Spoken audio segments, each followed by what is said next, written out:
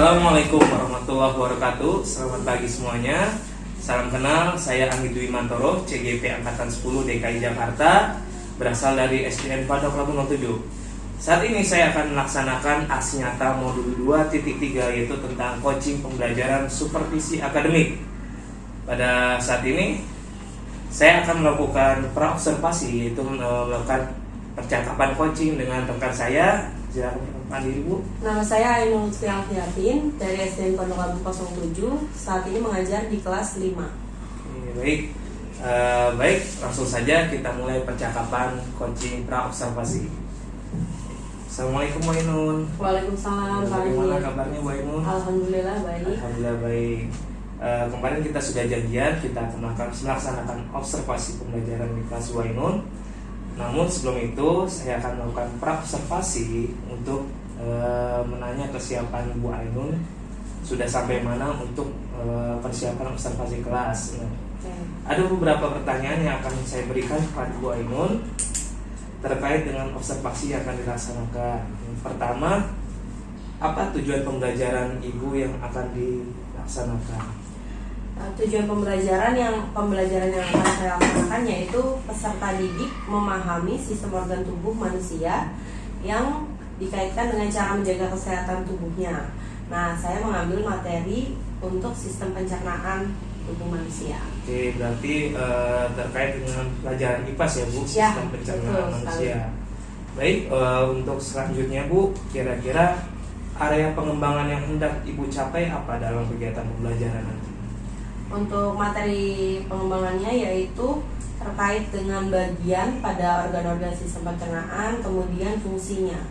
Oke, bagian-bagian pencernaan serta fungsi-fungsinya seperti itu. Baik. Nah, kemudian untuk pertanyaan selanjutnya, strategi apa yang Ibu persiapan terkait dengan pembelajaran nanti? Di sini saya mengambil strategi pembelajaran berdiferensiasi, di mana saya mengambil konten pembelajaran dan proses serta produk yang dihasilkan oleh anak-anak. Dalam hal konten, saya akan menyajikan video, gambar, dan poster yang sudah tertempel di kelas. Kemudian pada proses saya menggunakan gaya belajar untuk membedakan masing-masing peserta didik sesuai dengan gaya belajar visual, auditori, dan kinestetik. Untuk visual sendiri saya menggunakan gambar.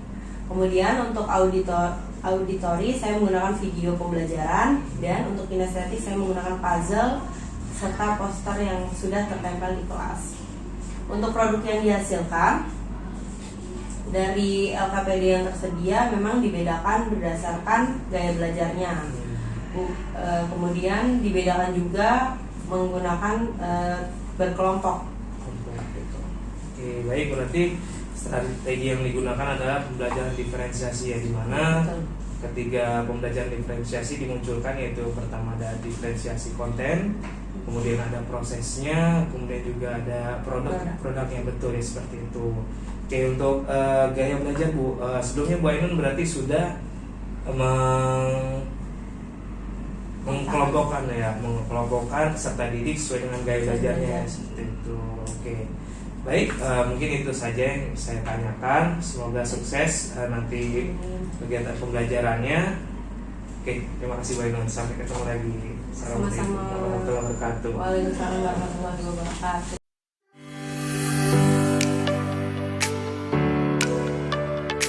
Assalamualaikum warahmatullahi wabarakatuh.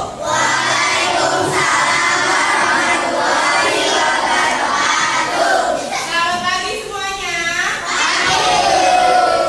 Oke, gimana semangatnya hari ini? Semangat nggak? Nah, hari ini sebelum kita mulai pelajaran seperti biasa,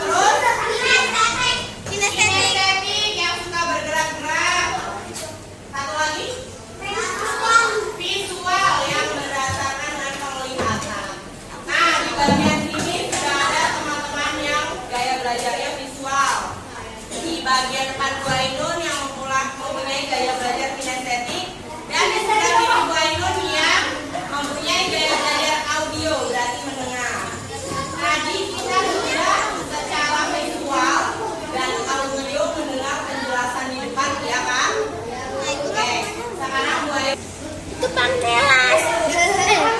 Ya.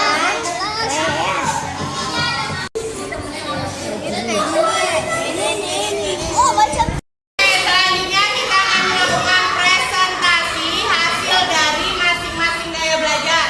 Yang pertama maju silakan tim audio, boleh silakan maju ke depan.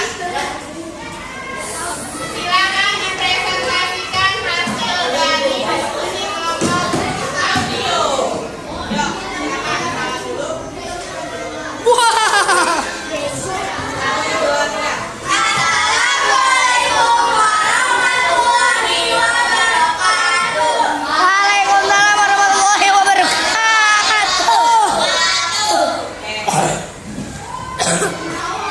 Kami dari anggota kelompok audio bagian dari Silakan yang lain mendengarkan. Quizzes Papermore. Ada yang sudah pernah? Quizzes Papermore. Yang sudah punya printout kertasnya. Di sini nanti masing-masing siswa akan mendapatkan satu buah kertas. Nah, di sini ada huruf A, B, C. Ketika kalian menjawab A, berarti menghadap seperti ini. Ketika kalian menjawab B, berarti B-nya yang di atas. Oke. Untuk lebih jelasnya boleh dibagikan dulu absen 1. Absen 2. Ayo, saya. Absen 3. Sudah terbaca soalnya? Baik,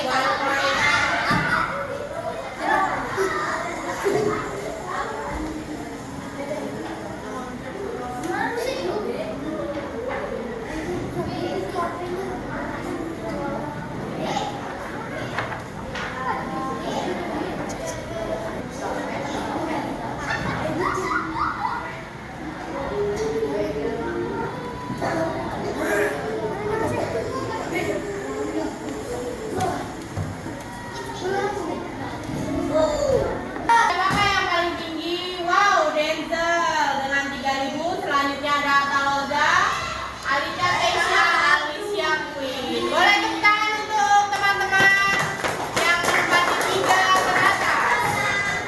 Oke, hari ini kita sudah belajar tentang sisa perencanaan. Gimana perasaan kalian hari ini? Tenang, saya akan mengajak kalian untuk melakukan refleksi. Nanti kalian bisa menempelkan nama kalian pada roda perasaan yang ada di pintu. Baik, hari ini yang akan melakukan refleksi terlebih dahulu, boleh Altaloza maju. Silakan maju ke depan. Kemudian Albi boleh maju ke depan. Jadi foto kalian akan ditempel untuk menggambarkan perasaan kalian. Silakan tempelkan di perasaan kalian.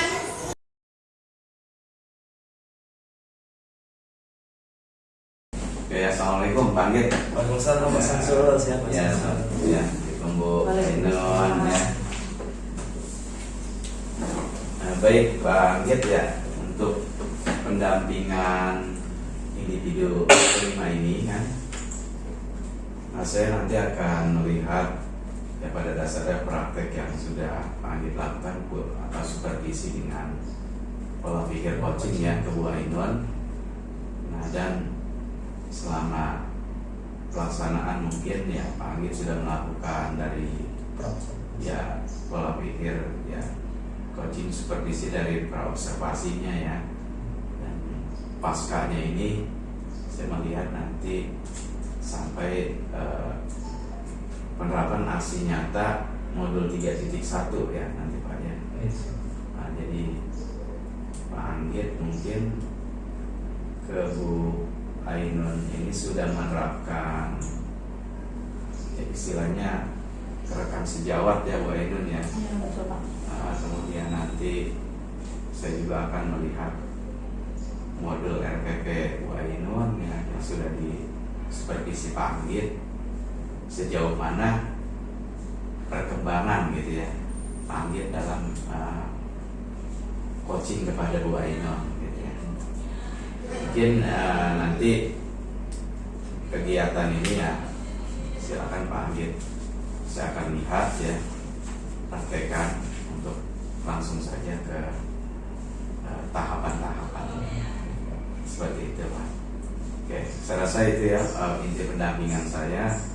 Pak Anggit hari ini melihat supervisi dengan pola pikir coachingnya. Ya, oke, itu Pak Anggit ya. Terima kasih Bu ya. Oke, semangat ya. Assalamualaikum Bu Ainun. Waalaikumsalam. Apa kabar? Alhamdulillah baik. Baik. Kita akan jumpa lagi nih Bu Ainun setelah kemarin saya sudah melakukan ngobrol-ngobrol pra observasi dan saya mengunjungi kelas Bu Ainun untuk melakukan observasi kelas. Untuk saat ini saya akan melakukan beberapa percakapan yang Bu Ainun yang terkait dengan pasca observasi di kelas Bu Ainun. Oke. Sebelumnya saya mengucapkan terima kasih atas kesediaan Bu Ainun sudah berkenan kelasnya untuk saya observasi seperti itu. Ada beberapa yang ingin saya sampaikan dan tanyakan terkait dengan kegiatan pembelajaran Ibu yang kemarin saya observasi. Nah, untuk yang pertama saya ingin menyampaikan catatan refleksi saya terkait dengan pembelajaran Bu Ainun. Yang pertama, pembelajaran di kelas Bu Ainun sudah menerapkan pembelajaran diferensiasi ya Bu Ainun ya. Yang saya temukan itu ada diferensiasi proses dan juga diferensiasi konten seperti itu Bu Ainun ya. Oke. Kemudian juga di kelas Bu Ainun saya lihat juga peserta didiknya sudah aktif ya dalam hal diskusi, kemudian juga tanya jawab seperti itu. Kemudian yang catatan saya juga kelasnya sudah sangat kondusif ya Bu, artinya peserta didik sudah mengikuti kegiatan dengan baik dari awal sampai dengan akhir seperti itu Bu Ainun. Oke, kemudian ada beberapa hal yang ingin saya pertanyakan kepada Bu Ainun ya. Yang pertama, bagaimana perasaan Bu Ainun setelah melakukan praktik pembelajaran kemarin? Alhamdulillah saya senang karena mendapatkan pengalaman baru dengan didampingi oleh Pak Anggit, jadi mendapatkan beberapa refleksi masukan untuk kegiatan pembelajaran yang akan saya lakukan kemudian. Oke. Kemudian Bu Ainun, pertanyaan selanjutnya adalah terkait dengan proses pembelajaran yang telah dilakukan. Menurut Bu Ainun, apakah sesuai dengan harapan Bu Ainun? Artinya apakah tujuan sudah tercapai semua atau bagaimana? Untuk tujuan pembelajaran alhamdulillah sudah tercapai. Namun ada beberapa memang yang saat pembelajaran berdiferensiasi ini masih menjadi sesuatu yang membingungkan untuk saya pribadi, terutama dalam proses penerapan atau pencarian contoh kegiatan dalam pembelajaran berdiferensiasi, mulai dari produk, proses, dan konten seperti itu Pak. Berarti terkait dengan perencanaan pembelajaran diferensiasi Ya, betul. perlu diperdalam ya terkait dengan laksananya seperti apa ya. Oke. Kemudian ada nggak hal yang sudah baik menurut Bu Ainun ketika kemarin sudah melakukan pembelajaran berdiferensiasi? Mungkin dari segi penggunaan kan saya mengambil dari gaya belajar. Itu saya sudah menerapkan asesmen awal kepada peserta didik, di mana mereka mengisi dengan sesuai dengan keinginan dan mereka. Jadi kita bisa mengetahui nih mana siswa yang kuat di visual, audio. Nah mungkin itu yang menjadi sesuatu yang plus gitu. Nah, berarti artinya Bu Ainun itu sudah melakukan tes diagnostik ya untuk betul. Gaya belajar ya, artinya kemarin pembagian kelompok itu sudah berdasarkan gaya belajarnya, gaya visual, kinestetik dan audionya seperti itu ya Bu Ainun. Ya betul banget. Kemudian kira-kira ada nggak hambatan yang Ibu Ainun temukan selama proses pembelajaran, baik perencanaannya ataupun prosesnya sebenarnya seperti itu? Kalau untuk perencanaan mungkin saya masih sangat kesulitan untuk mencari kegiatan yang pas. Karena contoh-contohnya untuk pembelajaran berdiferensiasi itu mungkin yang saya temukan tuh masih kurang banyak gitu. Nanti mungkin akan saya perdalam lagi. Kemudian untuk proses, memang siswa ini ada yang contoh hasilnya itu dia berada di visual. tapi anak ini tidak merasa, saya bukan gaya belajar visual gitu.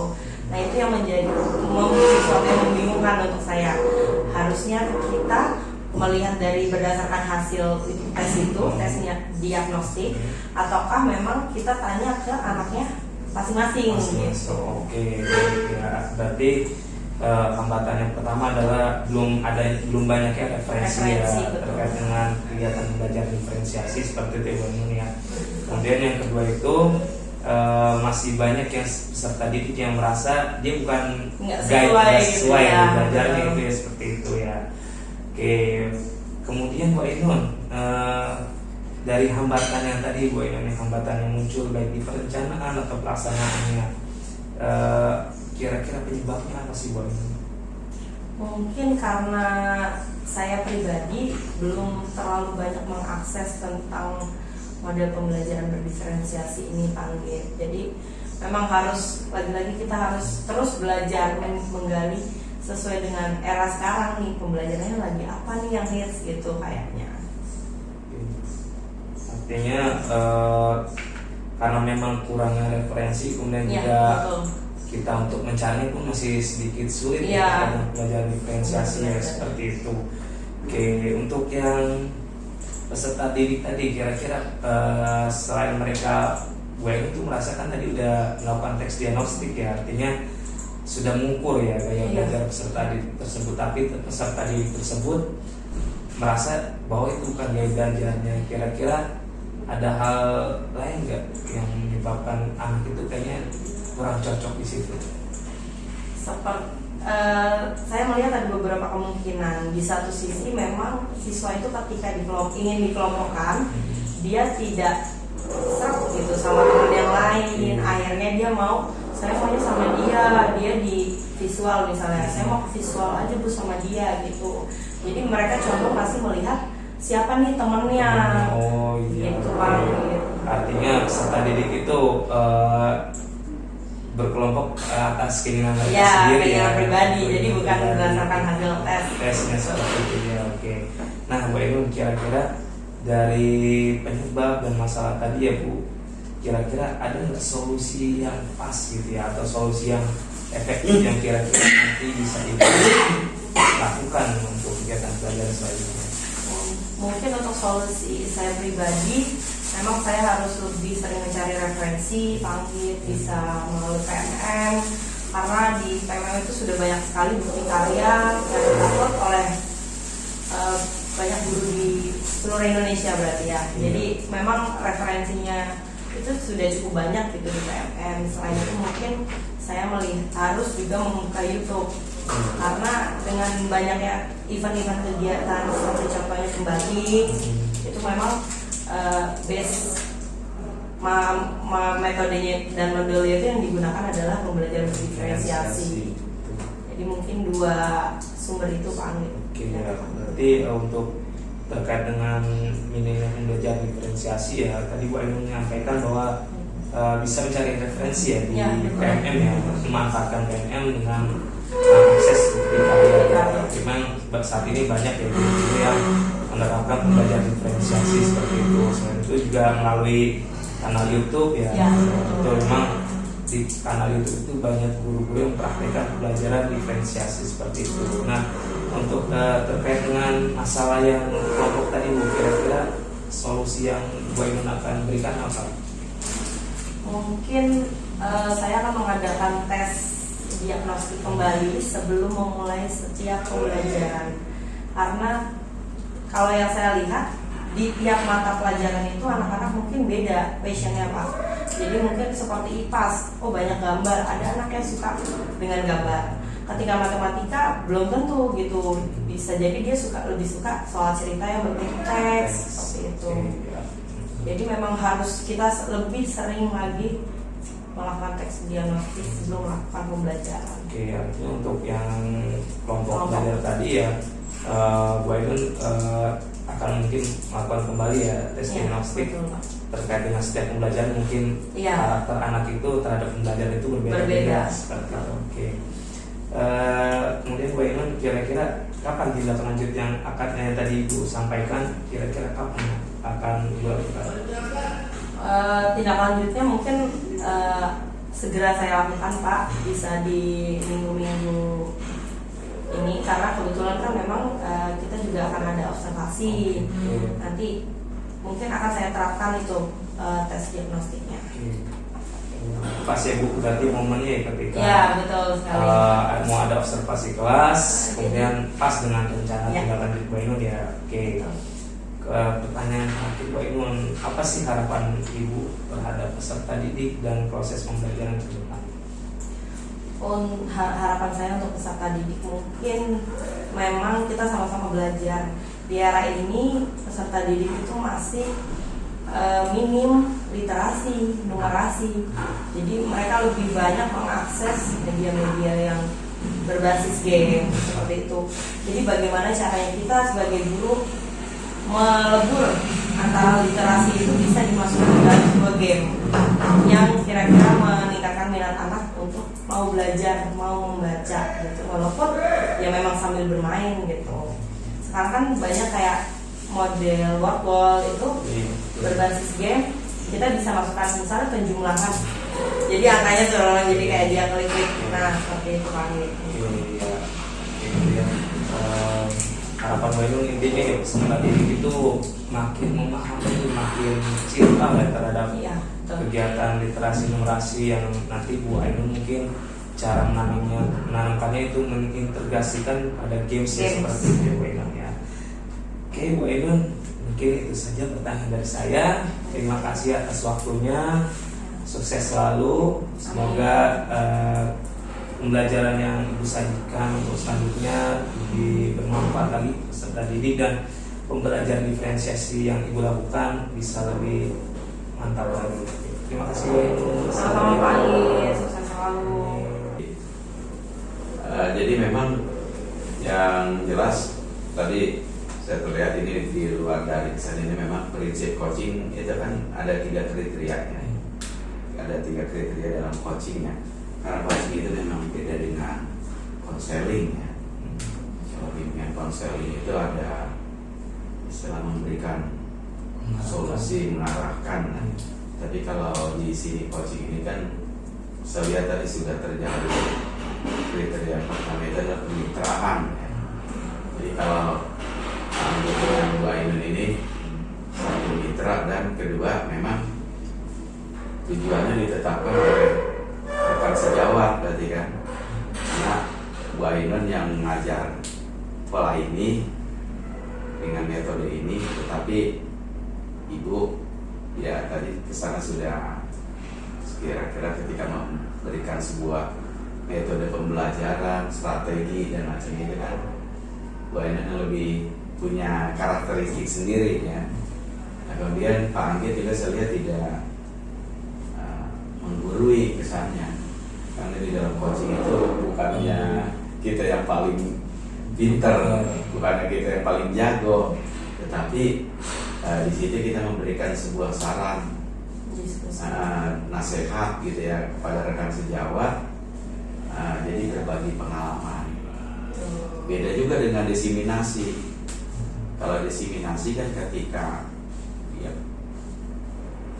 misalkan ada kegiatan pelatihan atau apa, tapi disuruh langsung diseminasi ya, menceritakan. Tapi kalau di sini coaching ini kemitraan itu lebih cenderung kepada saling menguatkan gitu. Jadi saling menguatkan, intinya tak saling mengingatkan. Kan dulu ada gini ya Pak, ketika kita jadi guru, minimal orang yang supervisi itu kan kepala sekolah atau wakil ya. Iya betul Pak. Ketika kita udah lama ngajar, di supervisi kayaknya ada takut, rasa apa gitu kan ya. Nah iya, jadi waduh, seolah-olah kita menganggap orang yang supervisi itu lebih pintar dari kita gitu. Padahal, nah itu yang harus mindset kemitraan itu yang kita lupa. Jadi tujuannya kemitraan itu adalah saling mengingatkan, memberikan saran supaya apa? Ketika kita melakukan itu, coaching kita nggak menggurui dia, tapi kita memberikan sebuah nasihat atau saran. Ayo, Gimana caranya sih? Nah tadi jadi disitulah terjadi kayak orang kita main pingpong. Nah kemudian saya lihat yang prinsip kriteria kedua adalah proses kreatif ya. Kreatif juga tadi saya lihat ada pecahan dua arah yang berbicara tadinya tidak ada saling menggurui gitu. Kreatifnya masing-masing ya, diferensiasinya. Karena kalau sekarang kita mengajar bicara diferensiasi sebetulnya udah lama dilakukan, cuma pengertiannya aja yang masih orang belum bisa memahami gitu ya. Karena kan ketika bicara diferensiasi ada konten, ada proses, ada produknya ya. Kalau misalkan siswa inklusif berarti kan lebih butuh diferensiasi proses kita pakai kan. Yang siswa yang misalkan tadi kata ketika ibu ada yang mata pelajaran di IPAS berbeda dengan matematik gitu kan. Nah itulah yang namanya apa yang harus kita pakai diferensiasinya. Cuma kadang-kadang kan kita buatkan lagi, oh bahwasanya kebanyakan yang lupa ketika kita guru mengajar asesmen diagnostiknya kita tidak paham gitu. Karena asesmen diagnostik itu orang mikir hanya di awal masuk doang ya. Iya, awal masuk itu, gitu. Pak. Sehingga ketika dia dari kelas 1 naik kelas 2 atau bicara dari fase A, B, kalau kelas tingginya fase C ya. Nah sehingga ketika di asesmen awal itu diagnostik itu melihat lagi kepada karakter dan minat anak. Sama juga ketika kelas 1 nih anak ini kita anggap pinter ya, tiba-tiba ke kelas 2 jadi turun diagnostiknya. Ketika kelas 3 begitu dia sebaliknya. Nah itu makanya bakat minat, menganalisa, terus fasilitas untuk sarana dan prasarana pembelajaran juga sangat kita butuhin gitu ya. Nah ini. Nah tadi saya lihat juga ada pertanyaan yang menggali akhirnya. Menggali itu kalau kita bilang pemantik. Ya pemantik kalau bagi kita mengajar itu memang pemantik. Nah kemudian memaksimalkan potensi. Tadi ada percakapan masa tindak lanjut konkret ya. Jadi pengembangan areanya sampai mana. Jadi memaksimalkan potensi tadi sudah sangat bagus. Dan Bu Ainun juga ya ketika di coaching dengan Pak Anggit, usahakan Bu Ainun juga punya progres gitu. Progresnya apa? Ya itu tadi, masa Pak Anggit bisa saya nggak bisa gitu. Jadi nanti ada kesan positifnya di situ. Misalkan ketika saya tanya kemarin Bu Lina di Pak, Lina gimana nih? Pak saya kayak nggak bisa dari ikut guru penggerak. Kalau semangat harus bisa. Iya, Pak Bu Lina misalkan kan, kenapa nggak bisa? Ya karena di saat ini orang nggak kepikir, tapi ketika sudah berusaha pengembangan kompetensi, nanti saya yakin akan bisa. Jadi walaupun nanti pola pikir coaching ini tetap bisa dilakukan, di mana aja kan bisa. Jadi sekali lagi Bu Ainun Anggit ya, saya terima kasih Bu Ainun ya. Jadi terima kasih ya, banyak ya Bu Ainun ya.